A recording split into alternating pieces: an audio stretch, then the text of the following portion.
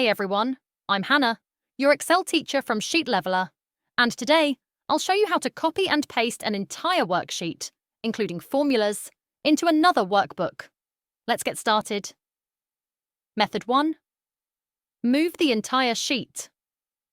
Open both workbooks, the original and the new one. Click and hold the Sheet tab at the bottom. Drag it over to the new workbook.